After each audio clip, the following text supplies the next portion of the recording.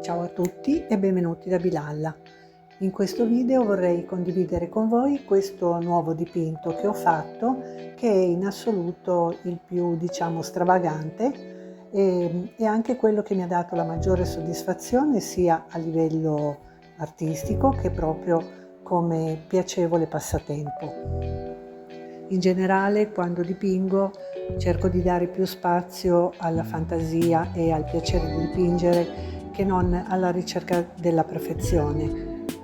Ma devo dire che in questo dipinto in particolare ho veramente trovato grande soddisfazione nel lasciarmi andare. Sicuramente anche grazie al fatto che in questo dipinto ho veramente usato una tecnica mista a tutto tondo, nel senso che ho veramente utilizzato ogni tipo di materiale, anche materiale che non è espressamente fatto per dipingere, e di cui vi parlerò a man mano che proseguiremo con il dipinto.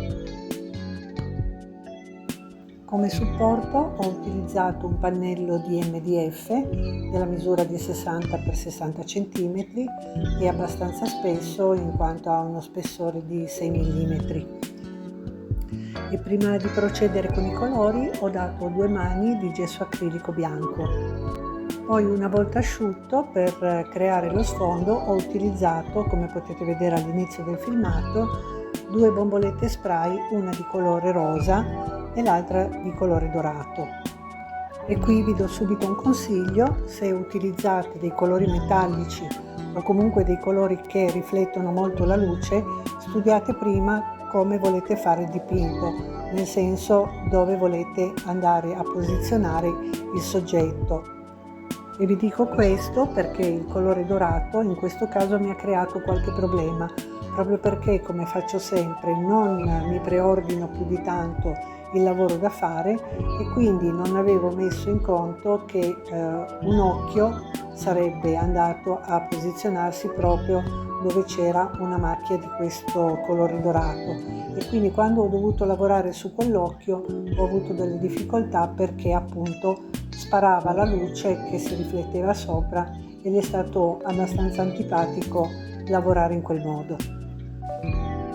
Quindi, una volta dato il fondo, ho proseguito facendo uno schizzo a matita con una normale matita da disegno, dopodiché ho iniziato con i colori. Ho voluto dare subito un po' di spessore utilizzando la Sculpture Past che avevo preparato in casa e di cui potete trovare il collegamento al video che vi lascio qui, e per applicarla ho utilizzato degli stencil. Come potete vedere, la Sculpture Past l'ho precedentemente colorata con dei colori acrilici in modo da dare subito delle sfumature diverse ai soggetti. E poi la pasta che mi rimaneva l'ho in parte spalmata con una spatolina e in parte anche proprio con le mani, proprio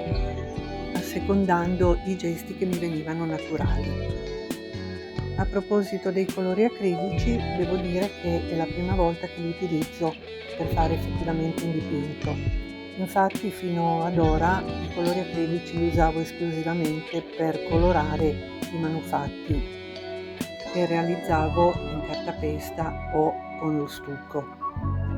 E questo perché in realtà i colori acrilici non mi sono mai piaciuti molto, nel senso che li ho sempre ritenuti dei colori troppo, tra virgolette, rigidi, nel senso difficili da gestire a livello di sfumature, e soprattutto la cosa che mi dava molto ansia era il fatto che gli acrilici asciugano molto velocemente. Però poi in questo dipinto ho provato a diluirli molto con dei medium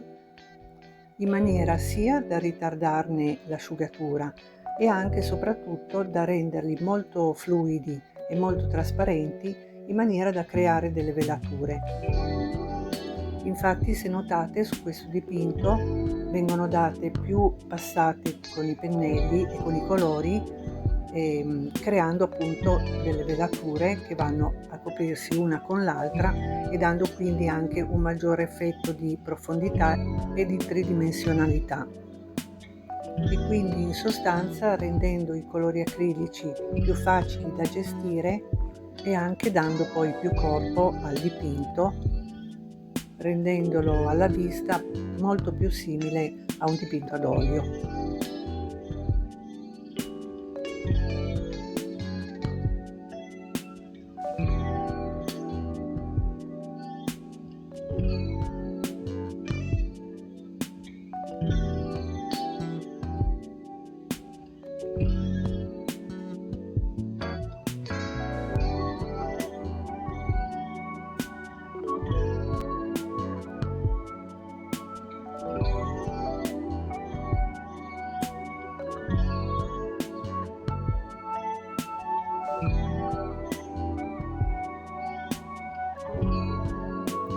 Un'altra cosa a proposito dei colori acrilici, che se notate quando utilizzo un colore per dipingere una parte in particolare, in seguito vado a ritoccare con quello stesso colore altri punti del dipinto, e questo porta a due vantaggi: non soltanto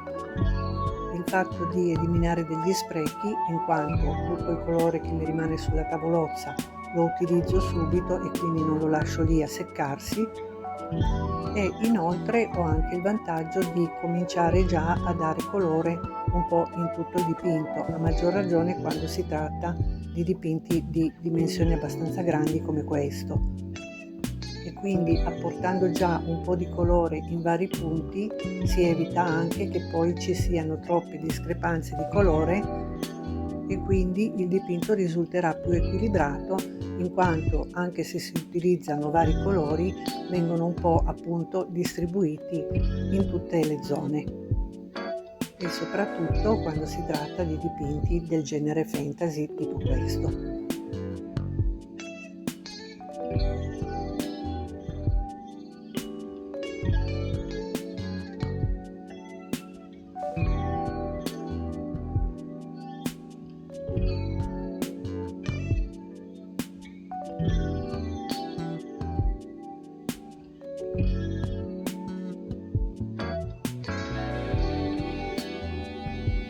Come potete vedere, in un secondo momento ho utilizzato di nuovo gli stencil, ma questa volta soltanto con il colore.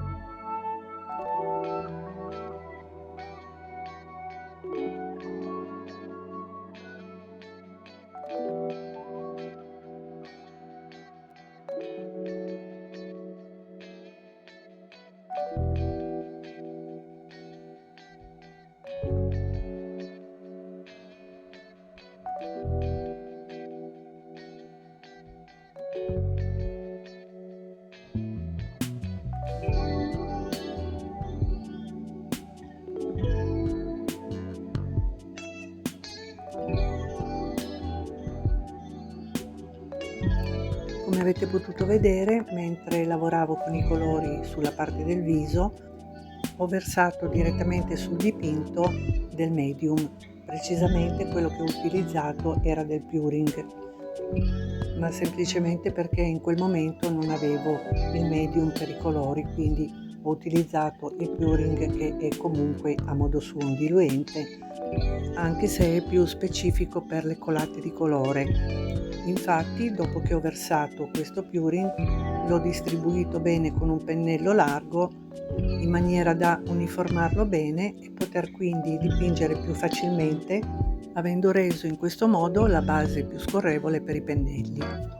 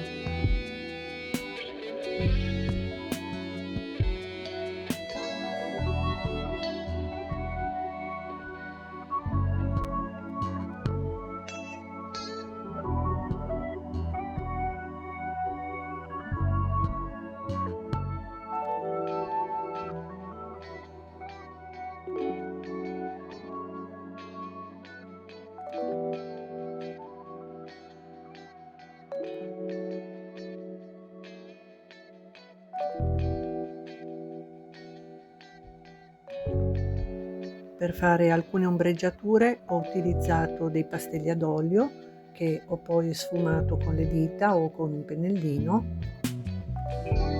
perché danno un effetto molto morbido.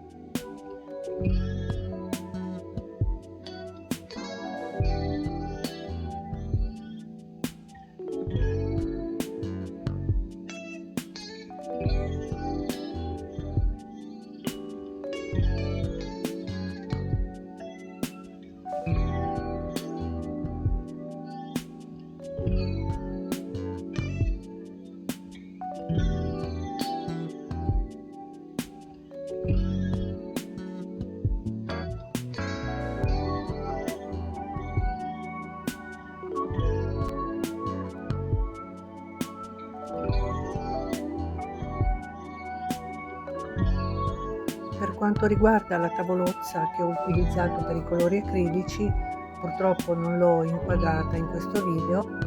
ma se siete interessati vi lascio poi il link per l'acquisto nella descrizione del video. Ed è una tavolozza secondo me molto valida, nel senso che praticamente consiste in una sorta di album con dei fogli costituiti da una carta speciale, e questi fogli naturalmente sono staccabili, quindi una volta utilizzata la tavolozza per dei colori, invece di stare a pulire eccetera, si stacca il foglio e si butta via. E quindi questo, ripeto, lo trovo un'idea molto buona, in quanto pulire la tavolozza dai colori acrilici è sempre abbastanza complicato, e quindi da questo punto di vista abbiamo uno stress in meno.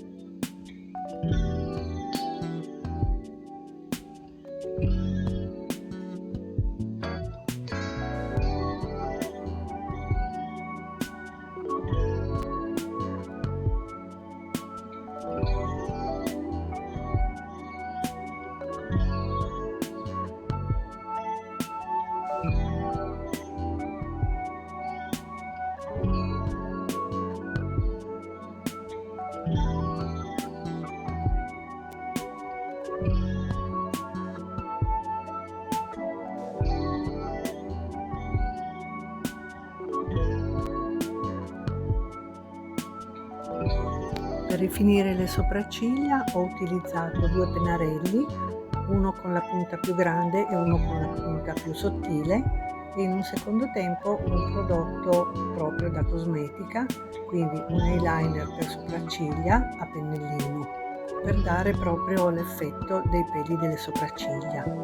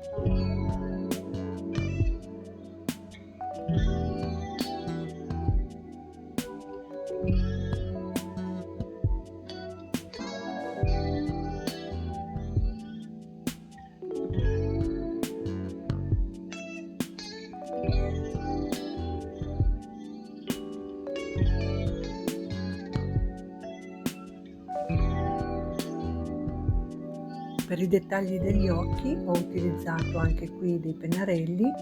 che sono poi stati sfumati con un pennello leggermente intriso di acqua. E poi, sempre con questi pennarelli, ho fatto dei ritocchi qua e là nelle foglie e nei fiori in modo da dare delle sfumature.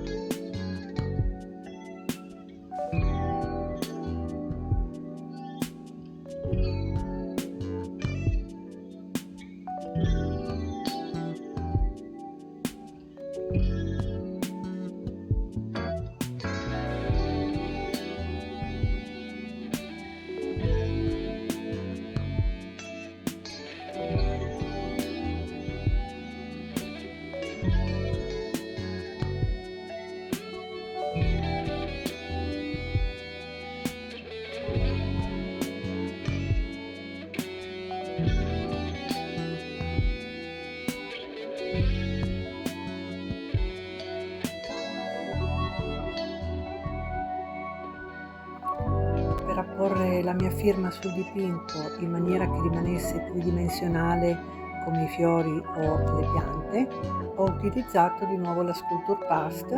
e per poterla applicare facilmente ho utilizzato uno stencil che mi sono fatta personalmente della mia firma e qui vi lascio il link relativo al video dove spiego come farlo.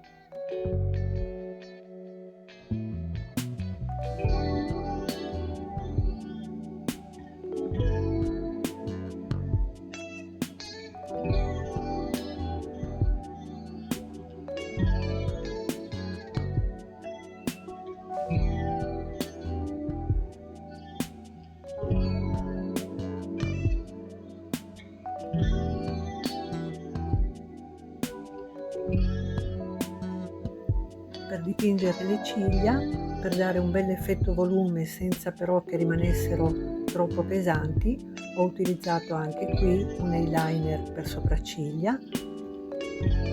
questa volta con doppio pennellino e di colore nero.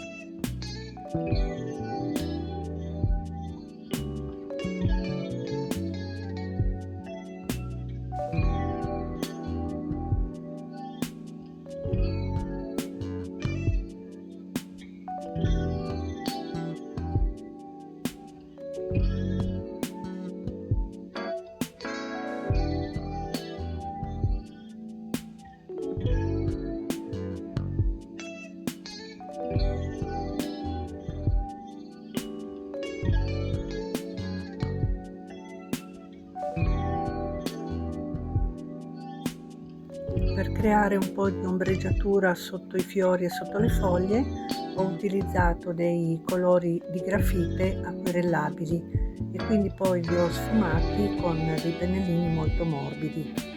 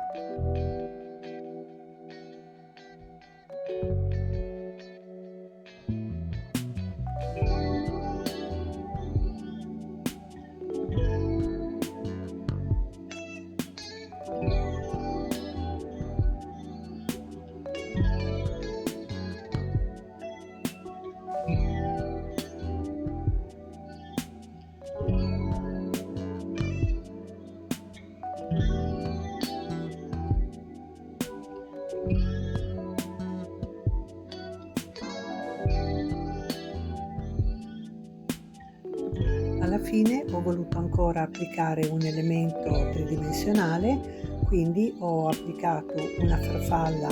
in paper clay che avevo preparato precedentemente e che ho applicato con un po' di colla. Se volete sapere come si prepara in casa la paper clay, vi lascio qui il link al video relativo. Quindi poi ho colorato la farfalla con del colore acrilico e in un secondo tempo, per mettere in rilievo le venature, ho utilizzato un pennarello indelebile ad inchiostro liquido di colore dorato.